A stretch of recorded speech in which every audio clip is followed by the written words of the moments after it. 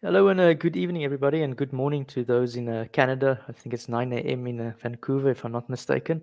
Today, I'm joined again by Ray McGinnis, and he's been covering the scandal that broke out since the trucker protest in Canada. He was covering the propaganda of that earlier, and then we did an episode on the scandal that was the public hearings and the commission of inquiry that sort of protected the government. But today, I think we're going to talk about a topic that is much deeper that people shouldn't forget about. And this is the fact that there's 4 people in Canada that have been denied bail that are in prison. And as I understand it, Ray, and you can correct me if I'm wrong, they don't know the charges yet. Is that correct? Well, they do know their charges. They are charged. They were arrested variously on the night of the 13th of February 2022, and by noon of the 14th on mischief over $5,000. And later on that day, just before the Emergencies Act was invoked by the Prime Minister, they were charged with conspiracy to commit murder. They were all unarmed when they were arrested, and they have no trial date. At this point, 549 days and counting. They also have been denied bail, although many people, it's almost unheard of to not be granted bail for a price, maybe with conditions of a ankle bracelet or something like that, first degree murder charges, manslaughter, and so on. Off they go. Shoot a police officer in Toronto, and Bob's your uncle. The next day, you're out on bail. However, these 4 are not granted bail. They're also not in jail. They're in a remand center, so they're in a setting which normally is just like a transition point on the way to some other place, and not really meant for constant housing for over a year and a half. So it goes against the principles of people are supposed to be innocent until proven guilty, and they're also supposed to be able to have, since the Magna Carta and before that, right to a timely trial, so that people who are accused of a crime can answer their accusers and defend themselves in court. So But this is like breaking all the rules of Magna Carta, habeas corpus, the Kafka arrest, all those cliche legal hearings you're basically arguing. yes, I mean, and I was surprised to find out that this tradition in Western democracies goes back pre Magna Carta to 1166 with I think it's called the Assize of Clarendon under Henry II in 1166, where he said, people who are charged can't just be left to rot in jail, or they need to be able to answer their accusers. Otherwise, you have a society where all that's required is somebody in a position of authority accuses someone of a crime, puts them in jail, and just leaves them there. Yeah, and this is before we get into the details of the case. This is the hypocrisy that people in the developing world often throw back at the Western governments. They make it so easy for them, or in totalitarian governments. So again, my wife's Iranian, and I've got lots of friends who are Zimbabwe, and they throw you in jail and they throw the key away, and it's sort of a kangaroo court type of justice sometimes. And we always say, well, at least we're not like them. And here you've got a classical example how a bastion of liberal democracy, which is Canada, is basically doing the same things that totalitarian governments are doing, right? And it's very concerning, because this whole very alarming story of 4. I mean, they're charged with this crime, and if people are found guilty of a crime of plotting to commit murder of our Royal Canadian Mounted Police officers, then they should stay in jail for a long time. And yet, this is not, we're not supposed to be operating justice where you presume people guilty until proven innocent. Right. But it seems that there's been one of them. It's very ponderous, even to it costs quite a lot of money, legal, employing lawyers and so on, to get all the documentation in place, even to make a request to grant bail. And one judge, one of these 4, was being represented by their lawyer, to the judge in question back in, I think, the spring of 2022 to grant bail. And the justice basically didn't even want to look at the documentation, sort of waved it away and said, no, I basically know this person's guilty, so I'm not going to grant them bail. And that's Wow. also a surprise, because normally a judge should at least look at the documentation and see what the case is for granting someone bail. So this is shocking. I mean, you'd think that at least, I mean, it just shows the total failure of the legal system to be an adjudicator, right? That's its job in its most basic form. Can you maybe give us just a sense, who are these people, the four of them? Because obviously they've got families and they've got real jobs and real faces behind them. There are four men who live in southern Alberta. Variously, there's Chris Carbert, who's 42 years old. He's a single father. He had been raising. He kind of won a custody battle, I guess, and was raising his son. From his son was just 9 months old when Chris Carbert got custody, and has been with him constantly, except for being charged and then sent put in his own custody in Right. the. And so and he's been he's been working as a landscaper and with a fencing business, and had 9 employees.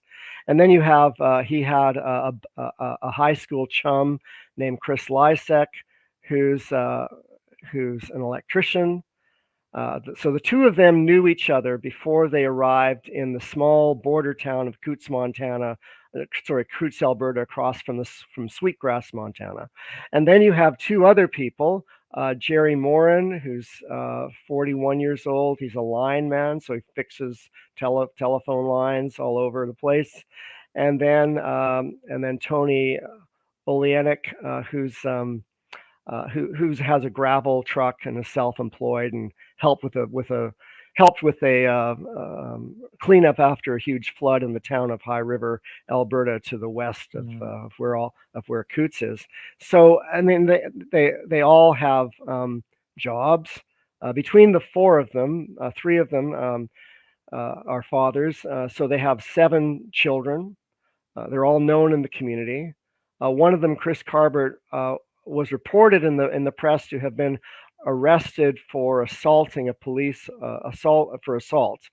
But it actually was a situation where, in his late teens, I think 19 or 20, he basically, somebody picked a fight with him in a bar, and he fought back, and then he was given a conditional sentence, which is Right. different. So, and then aside from that, I mean, I think he also, once was getting some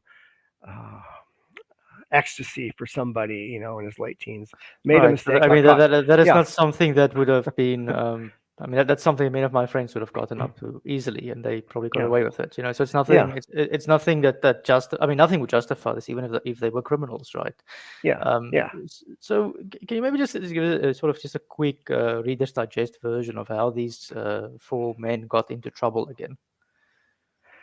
So they're in a setting, and what I mean, we have the notable convoy of many miles and kilometers of trucks going from the West Coast, Pacific Coast, and the Atlantic Coast to Ottawa.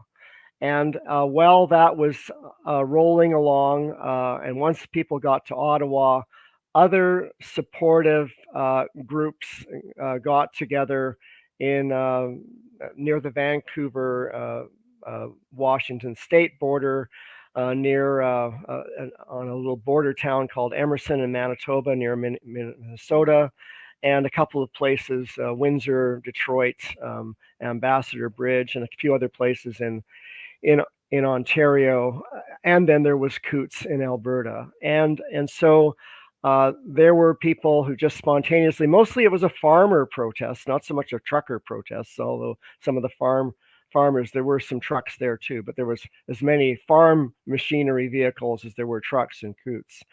And already by the 1st of February, just days into the protests at the Coutts blockade, the Premier of Alberta, Jason Kenney, got on the news, did a press conference, and he scolded the Coutts protesters. He said he was shocked and outraged that there were protesters who had assaulted a police officer in Coutts, and that this kind of thing cannot be tolerated. And I mean, I didn't watch that press conference until very recently when I wrote my article, but I would have agreed. Don't assault police officers, except somebody followed up with a guy who was a corporal, RCMP Corporal Curtis Peters, and asked him later on, did any protester assault an RCMP officer or police officer? And Corporal Peters said no. This was actually an incident between two civilians, had nothing to do with assaulting a police officer at all. And so now maybe Jason Kenney was given the wrong information, but the story out there from early in February was that these are violent people down in Coutts, and so you've got police who are down there trying to deal with potentially and allegedly violent protesters. And so you also have, the Prime Minister, Justin Trudeau, said when he testified before the public order emergency inquiry in Ottawa back in November, he was asked, when did he first consider invoking the Emergencies Act? And he answered, from the very beginning. So even before the protests arrived in Ottawa, the government was already thinking of find us a way to invoke the Emergencies Act. So that's the act, if I remember correctly, where Coast Guard's information triggered, as far as we can tell, or something opinion. Like there was no intelligence behind triggering that, the most important acts since World War II in Canada, right? Yeah, the Pat Morris of the Ontario Provincial Police Intelligence Unit testified that he was, quote, shocked by the lack of criminality, and others said the same thing. And it was clear that the city of Ottawa had reached an agreement with the protesters, and by noon on Valentine's Day of 2022, 104 vehicles had moved away, leaving the city, and photos of all the license plates of the said vehicles who had departed, who then didn't need to have a tow truck tow them because they'd left, those photos were taken by city officials, and the protesters were on schedule, according to the city, to have removed 75% of all the vehicles by the 16th, just 2 days later. So you have the situation where you've got a lot of incendiary comments being made by cabinet officials about children who are with their parents, and the protesters using their children as human shields, and so on. And so the government is getting kind of the window of opportunity to really carry on and maintain that this is a dangerous, the Freedom Convoy protesters across Canada are dangerous, especially if they'd waited until the 16th when 75% of the vehicles have left Ottawa. It's kind of hard, and then also another flashpoint was, well, there's this blockade on a bridge between Windsor and Detroit, and yet the police and the protesters had reached an agreement over the weekend of the 11th to 13th, and the bridge was cleared and traffic was flowing as usual. So then what you have left finally is suddenly there's this allegation that the RCMP produces on the late morning or early afternoon Alberta time the cache of weapons, and says there's this cache of weapons, and there are people we've arrested on charges of conspiracy to commit murder. Now, when they were arrested, they variously, a couple of them, I think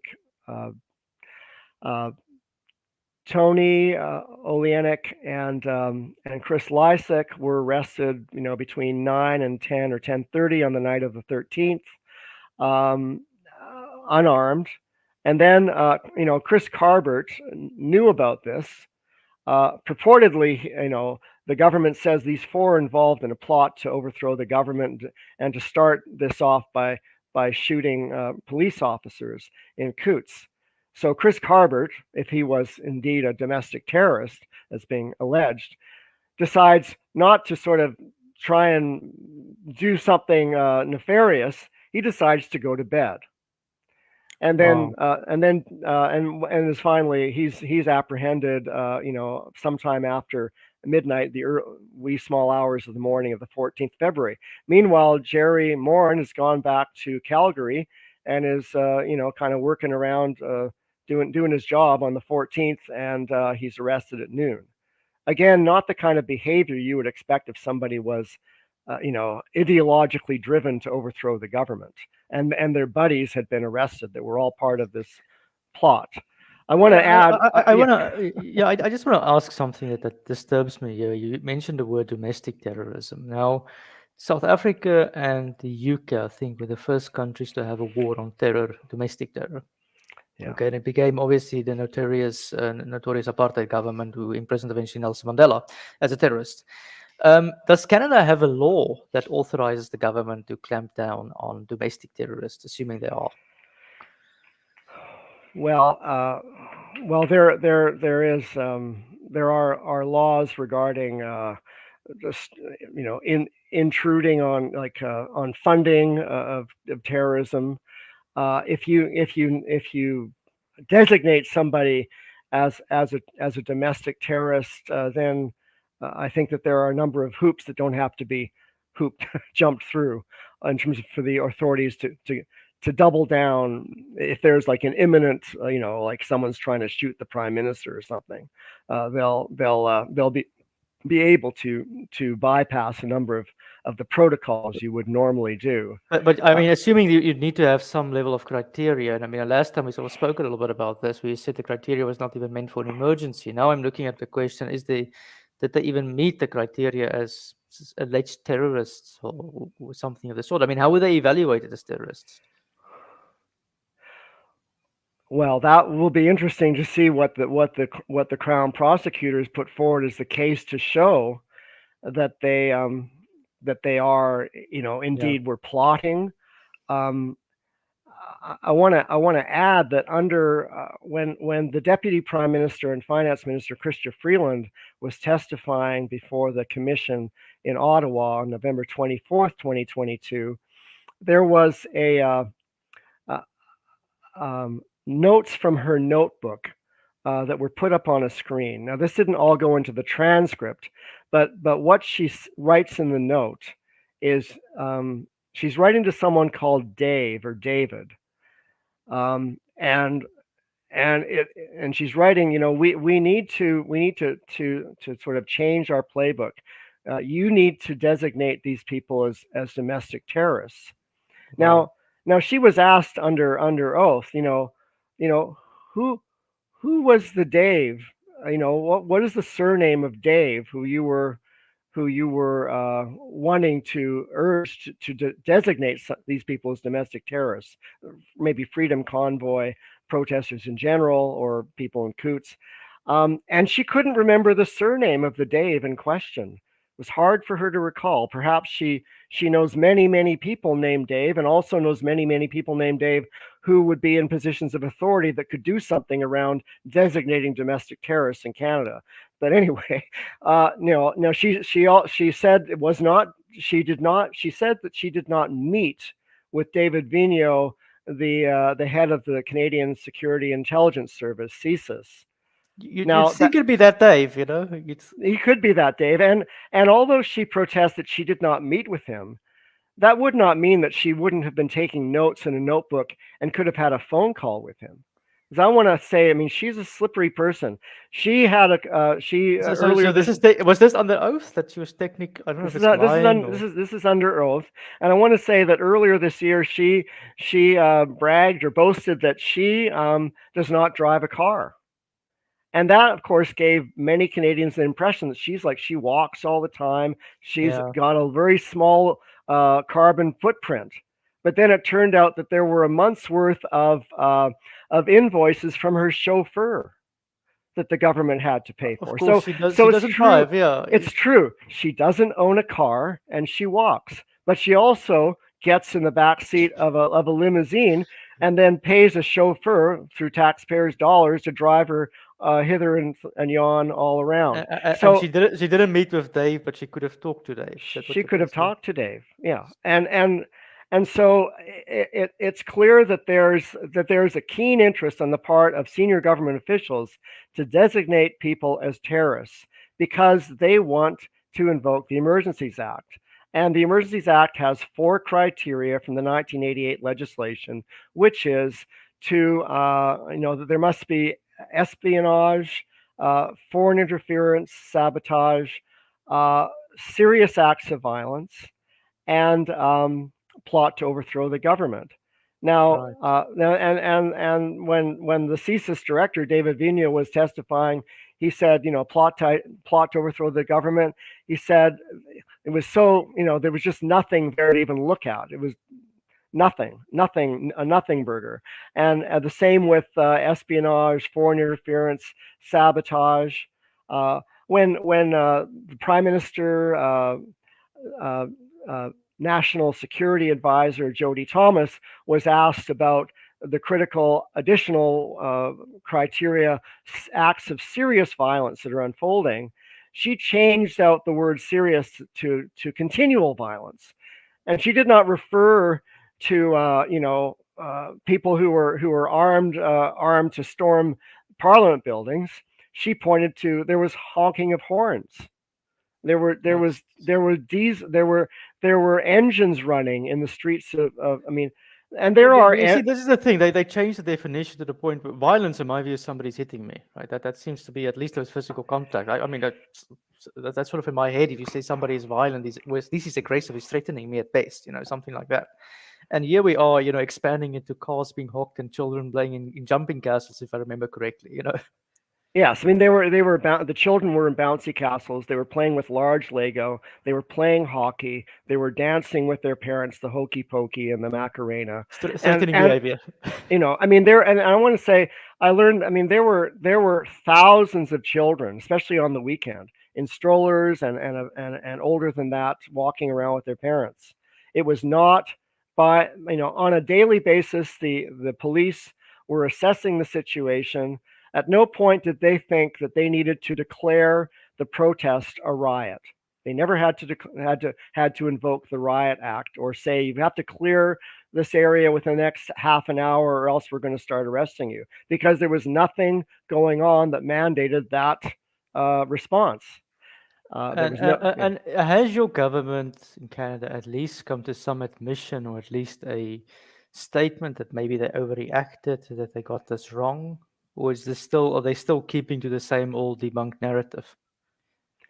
No, they're sticking to this story, and I mean the prime minister reluctantly sort of said he was maybe could have chosen some different words than to describe all the protesters who were arriving in Ottawa as an unacceptable fringe minority and racists and hillbillies and Right. insurrectionists and mercenaries. I mean, there were a number of epithets tossed at them from a variety of cabinet ministers and the prime minister himself.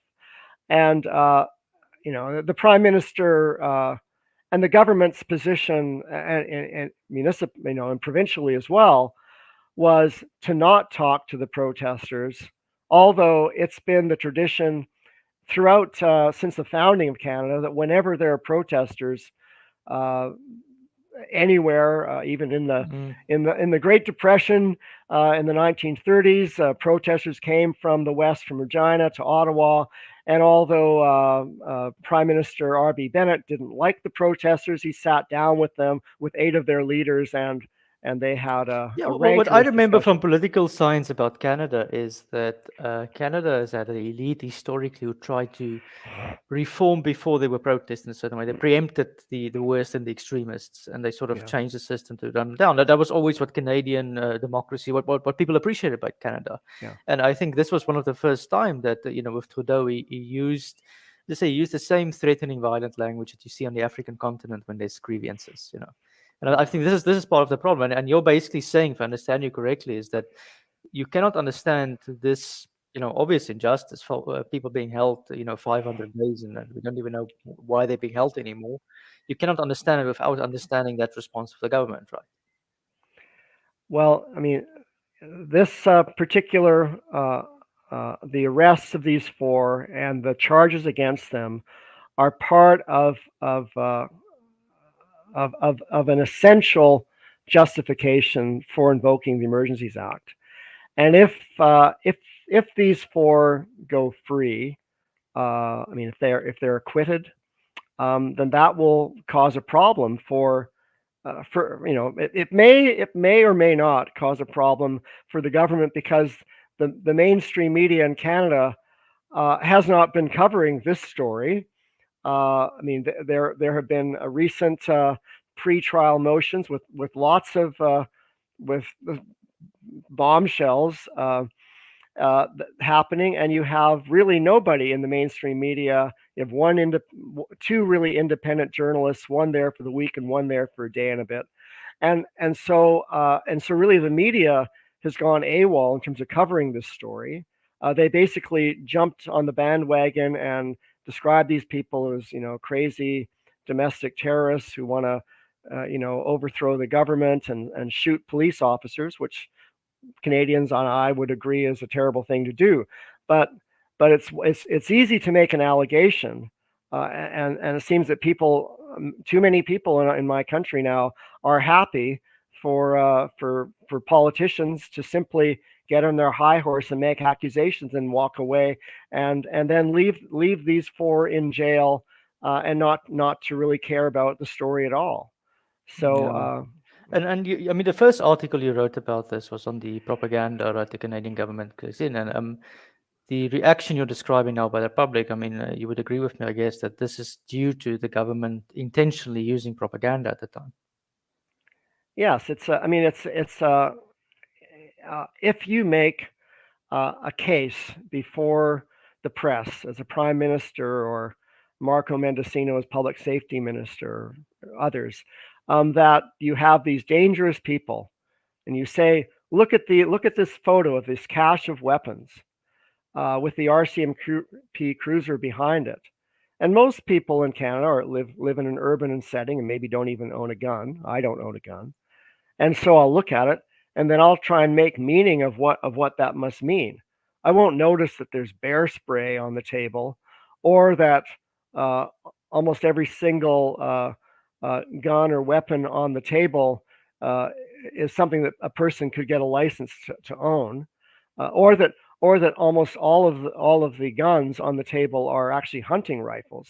I mean, if there's no sniper guns here. I mean, you wouldn't. I mean, if it's a pretty poor choice to decide that you're going to take a stand to start overthrowing the government by having four individual men pick up their hunting rifles and start a shootout with RCMP officers when there are over 50 cruisers and like two officers per cruiser. So it's like you got a 4 to 100 ratio. I mean, and they've got. I mean, not even suicide bombers are that stupid, No, I mean, it would be hopeless to bother doing that. And but if you have the right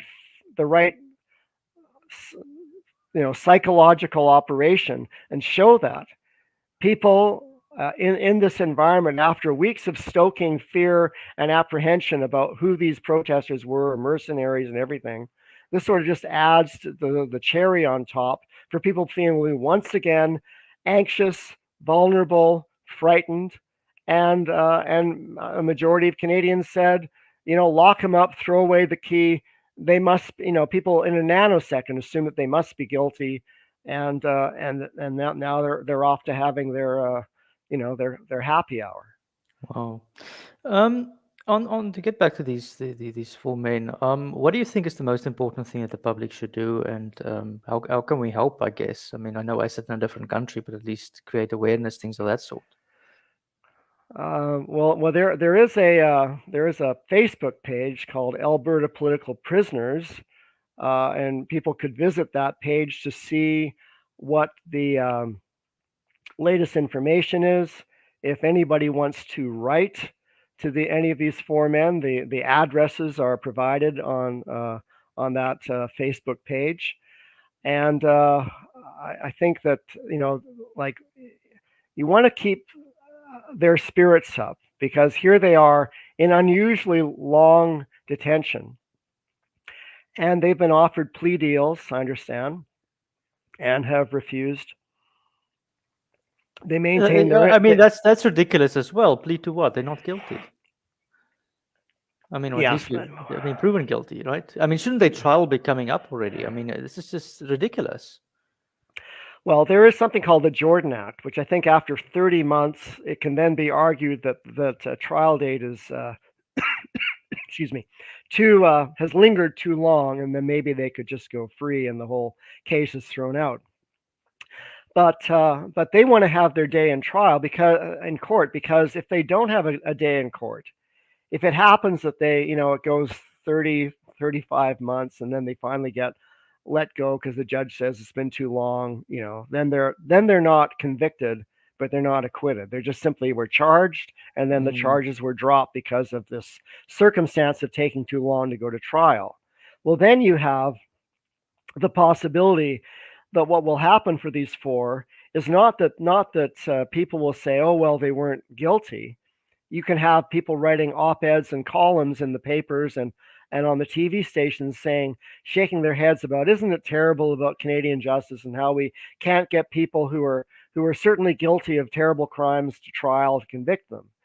So they could still be convicted in the public media market, and so they would live their lives being regarded as terrible people that were. I mean, you're really breaking my faith in the justice system, by doing it this way. You're saying people, the government doesn't have a case against them, as I understand you. The government is dragging us out, and then there's still the possibility that the media can attack them afterwards, even though they've never been charged for anything. If I understand you correctly. Well, they've been charged with conspiracy to commit murder. They've been charged with weapons possession and mischief over $5,000. But the case that the Crown has seems to be not that solid. And the Crown's behavior. I mean, there was going to be a trial. They were going to go to trial in mid-June of 2023.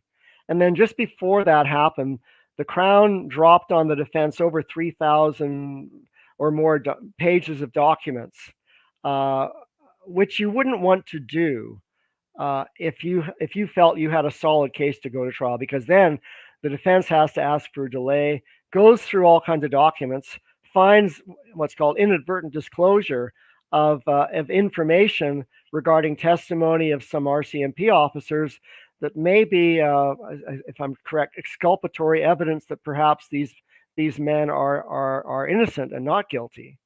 I mean, and so what has happened with the pre-trial motions now in late June, the defense made a criminal code 1 application to the judge regarding the conduct of one or more of the Crown prosecutors, which would mean then that in the conduct of exploring the case, investigating the case on the part of the Crown, that they have been advising witnesses, advising maybe police officers in ways that reveal criminal code violations on the part of the Crown and gross misconduct. So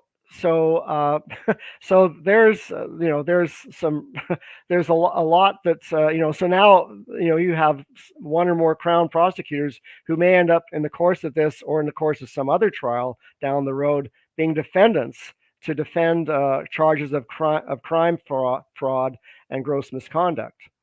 Yeah. This is really a tragedy of the thing. So you say the public can write to these men, they can support them. Do they have legal support at the moment? Do they have a team that's I mean, who's defending them at the moment?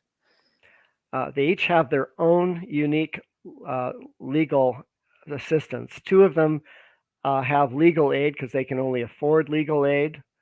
And legal aid, you've got people that have limited amount of time to support them. 2 of them have been able to hire lawyers. But again, you've got, and they're working as hard as they can. But when you've got the Crown prosecution dumping thousands, and surely could have provided the defense many months before. They're going through. It's almost like the process. It's difficult when the state goes against you because they have the wallet basically, and they can throw so many accusations, and it's so difficult to prove yourself innocent against all those things. It's a very difficult situation they faced in. This is what they call sort of judicial realism. It's when the public opinion is against you and the government's against you, and I think the government has no difficulty making their argument in the media at this stage, given the amount of propaganda that went into this thing, and these poor folks have to get, you say, lawyers that don't work for the best money in the world, right? Yeah, and when you've got this cache of weapons which is displayed, which people assume is a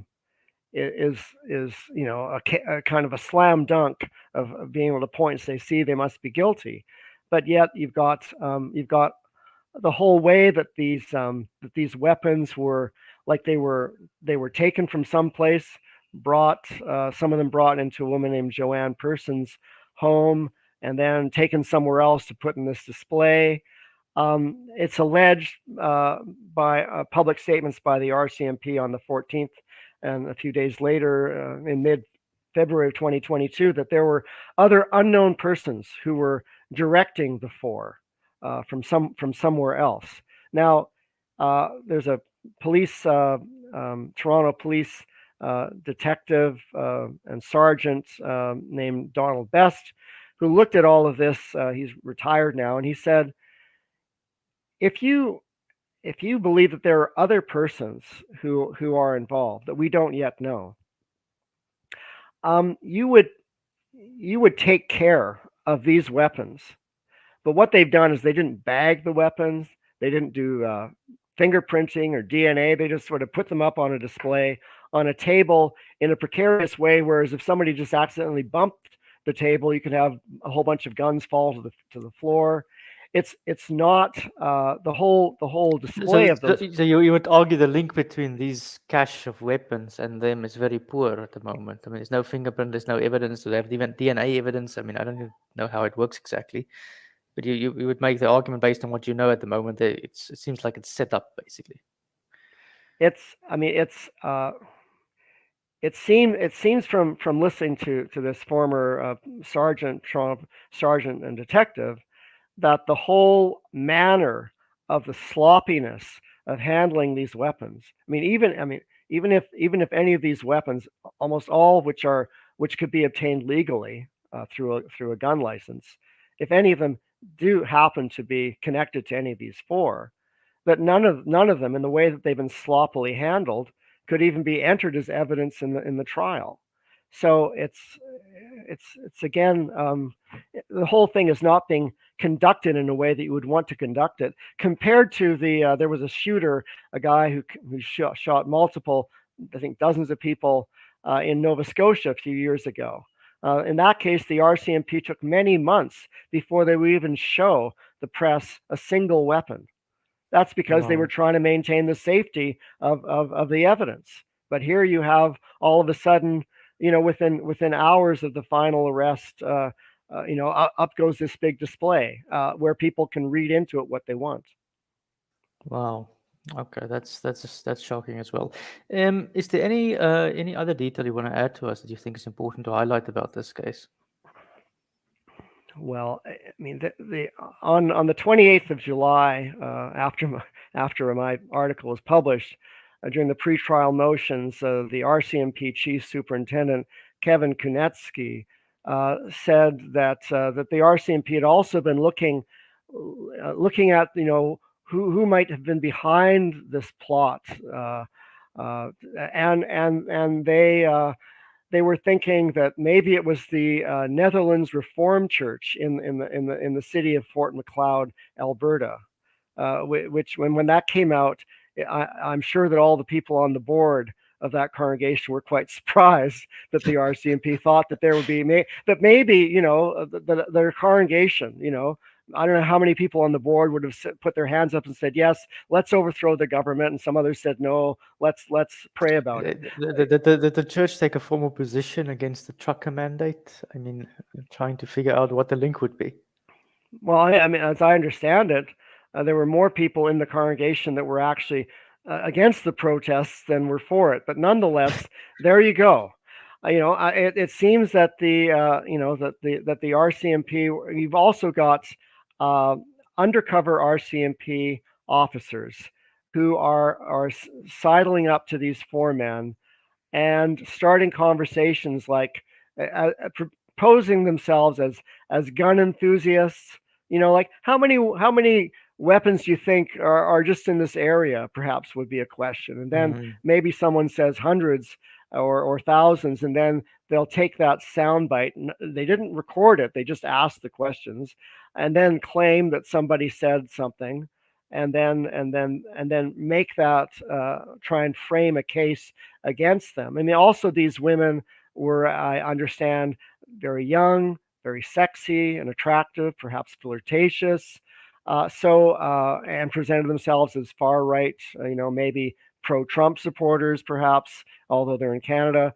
In any event, it seems that there was, as well, I want to say that it's clear that there, in addition to the whole operation of responding to the Coutts blockade by the RCMP, for decades, the RCMP has had command response protocols that they adhere to. But in this particular case, they threw all of that out the window, and all of the local RCMP were dealing with a whole brand new set of protocols and a whole new system to try and learn quickly and to try and understand. There was some confusion, and there was also apparently surprise, whether this can be believed or not, surprised by local RCMP that there were also federal RCMP from Ottawa who were also on the ground doing things. So it seems that this is so excessive in response to this. I mean, I'm still shocked that Canada have gone this far. You say they're basically acting as if the country is being infiltrated. I mean, this is what they're using, right? It's propaganda techniques. It's planting RCMP guys here and there. It's just going overboard over these protesters. And they cannot come around to say, guys, we got this wrong. I think that's the big issue here.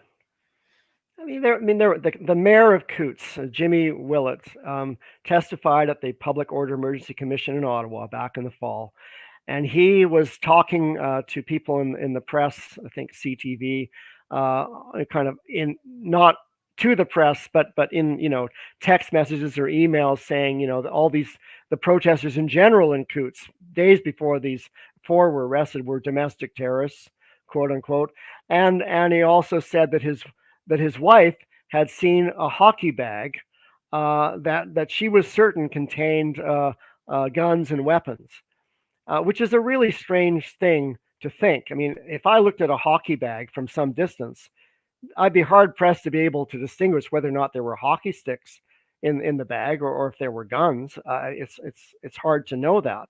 But in any event, these are the kind of statements made. There's also reports, a woman named Joanne Person, who's been interviewed on the Good Morning with Jason podcasts recently, said that there were some reports by protesters noticing that there were Canada Border Service agents together with RCMP trading a hockey bag or two. And what that has to do with the other allegations regarding a hockey bag with guns, I can't be sure, but there's a lot of loose ends and a lot that will be very interesting to find out if this case goes to trial. Okay, and are you optimistic that if the case goes to trial, and you say it can be anywhere now until I work now what the 30 months or 600 days, if I'm not mistaken, 900 days, so they still have 400 days more or less left. Yeah. Are you optimistic there will be some form of justice or some exposure to this whole thing?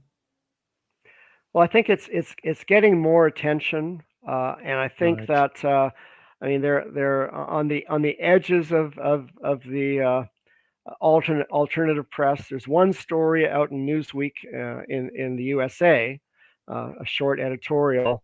So it's but the other thing is that there's been a publication ban, and the publication ban is really on the contents of information to obtain requests by the RCMP and or the Crown, which I can't speak about because I don't know the contents because it's not available. However, because there's a publication ban, it's been shifted on the part of some media, maybe out of a great abundance of caution, or because they don't want to cover the story, to say that there's a ban on discussing this case completely, which is not the case at all. So they're stretching the definitions again of secrecy. This is so classical behavior of government, Yeah.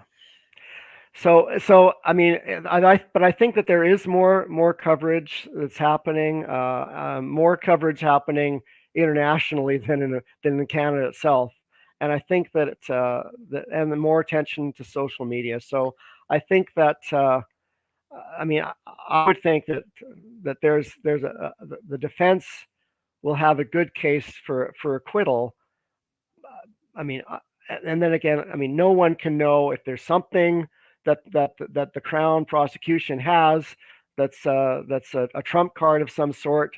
But there's a lot of things that have happened so far that are calling into question how solid this case is, and so it seems that the process of keeping them in jail, keeping them in custody, is the punishment that they want to met out, even if they'll never go to jail for a long time. Well, have you contacted personally these four men? Have you been in contact with them, or? I have recently finally written to each of the four, and I know that they are actually getting quite a bit of mail. I don't know what quite a bit is. So when if I get a response, a letter back, or if I get a phone call, I'll certainly that will certainly inform me going forward. Well, Ray, I'd like to say to everyone listening here to please read your article. It's a very important article. I mean, this is so important that people should not be held against, for a crime they didn't commit, or justice shouldn't be stretched out, if assuming we're wrong even. Yeah. And I would say to those listening, because my listeners tend to be France and South Africa, is like speak about it and speak to our government so they can put pressure on the Canadian government to let justice go its way, if you will. Let this go to court. I mean, that's basically what we're saying. You're basically saying that if these guys come in front of a proper judge and the thing is not loaded against them, they'll win their case, right? Yeah, I mean, if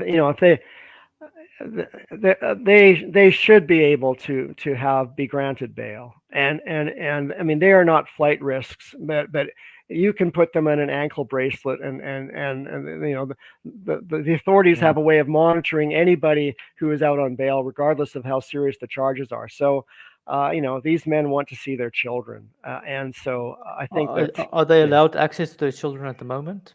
No, I don't. I know that they can be visited under quite limited conditions. I don't know if any of their children have actually visited them or not. I can find out, but it's. I mean, they are in custody in this way. They have not been able to go outdoors for 549 days. I can't imagine being like that.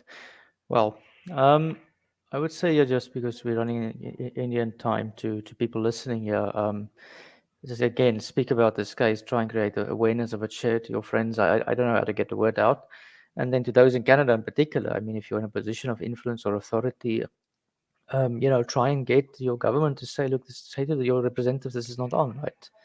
I mean, things of that sort. You said right to them. I mean, is there anything else we can do for them? I mean, I suppose is there a fundraiser going on as well, or anything of that sort? Yes, there are fundraisers, and again, if you go to the Alberta Political Prisoners Facebook page, you'll find information about that as well. I can't go to they have things like car rallies and other things that are happening locally, but those of us that don't live in southern Alberta or or outside of Canada can't go to those specific events. But we can certainly write them a letter.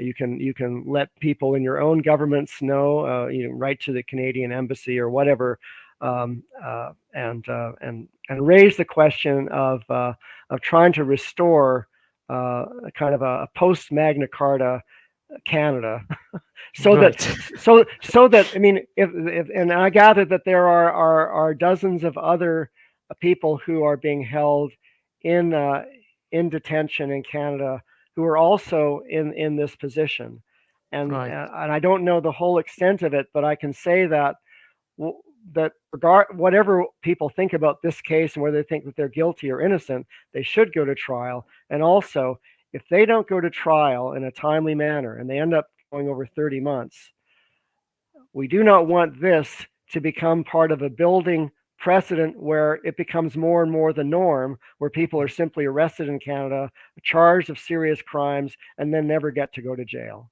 I mean, never Right. get to go to trial. And I think that is the ultimate point here. This is not just about. I mean, it's obviously about these four men who want to see their family again, but it's more about a broader case of justice. That habeas corpus, Magna Carta, all these legal things I was supposed to learn in school is restored, right? for Yeah. for so we can have a democratic order, basically. Yeah, and so for citizens in general, Mm. we may talk about or may have had conversations with friends over cocktail parties and dinners and strolls, and we might talk about how much we love democracy and whatever we say. But when the rubber hits the road and this kind of a situation happens, that's where people have to stand up. Otherwise, all of our talk is just a kind of we're like courtiers to power, and we don't really care so much about democracy as much as we want to be on see which way the wind is blowing, even if it was blowing in an authoritarian direction. And Right. Well, Ray McGinnis, thank you very much again for this conversation, for the others you've had, and please continue covering this story. You're doing an excellent job, as a citizen journalist. So thank you very much for coming to the channel. great, Hugo, great to speak with you. Thank you.